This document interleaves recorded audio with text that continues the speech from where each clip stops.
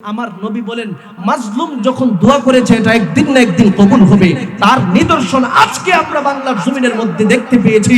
যেই নেত্রী গোটা জাতিকে কষ্ট দিতে দিতে এদেশের মুহাদ্দিসিনদেরকে কষ্ট দিয়েছেন, এদেশের শাইখুল হাদিসদেরকে কষ্ট দিয়েছেন, বড় বড় আলেমদেরকে মাসের পর মাস জেল হাজতে রেখেছে, আলেমদের চোখের পানি আমার রবের কাছে আজকে কবুল হওয়ার নিদর্শন দেখিয়ে দিয়েছে। সেই শয়তান নেত্রীকে আজকে ফাঁসির রায় দেওয়া হয়েছে। কথা কোন ঠিক কিনা?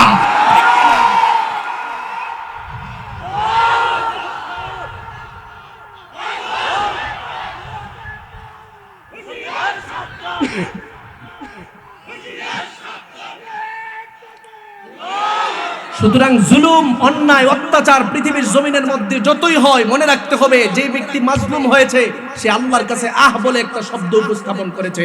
আমার রব বলেন মাজলুম যখন আমি রবের কাছে একটা দোয়া করে সাথে সাথে আমি রবের কাছে কবুল হই।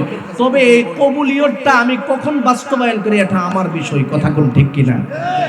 প্রমাণ দেখতে পাচ্ছি। আমরা সরকারকে ধন্যবাদ জানাচ্ছি। সরকার বাংলাদেশ আন্তর্জাতিক ট্রাইব্যুনালের বিচারক যারা রয়েছেন তাদেরকে তারা সর্বোত্তম সহযোগিতা করেছে। আমরা স্পষ্ট করে আরেকটা বিষয় জানি, সেটা হলো এদেশের মধ্যে মানবতা বিরোধী আইনে বিভিন্নভাবে বিভিন্ন মানুষদেরকে ফাঁসির রায়ের সম্মুখীন করা হয়েছিল। কথা কোন ঠিক কিনা?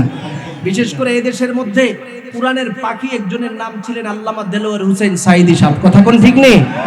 দেলোয়ার হোসেন সাঈদী সাহেবকে যখন ফাঁসির রায় দিয়ে তাকে ফাঁসির কাষ্ঠে ঝুলানো হয়েছিল, সেই দিন প্রায় শতাধিক যুবক সন্তান নিজের বুকের তাজা রক্ত দান করেছিল। কথা কোন ঠিক কিনা? তার মানে এদেশের মানুষ বুঝিয়ে দিয়েছে যে এদেশের মানুষ আলেমদেরকে ভালোবাসে। আলেমদেরকে অন্যায়ভাবে কেউ যদি হত্যা করতে চায় নিজের জীবন দিতে প্রস্তুত। অথচ নেত্রীর পিছনে পিছনে হাজার হাজার মানুষ ঘুরেছে, আজকে রায় হয়েছে, তার জন্য রক্ত দেওয়ার কোনো মানুষ পাওয়া যায় নাই। কথা কোন ঠিক কিনা?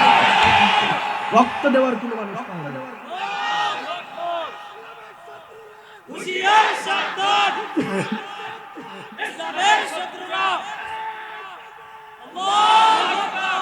এই জন্য হকের উপরে, সততার উপরে যারা থাকে, যদিও তারা মাজলুম হয়, আমার রব তাদেরকে বিজয় দান করে। কথা কোন ঠিক কিনা?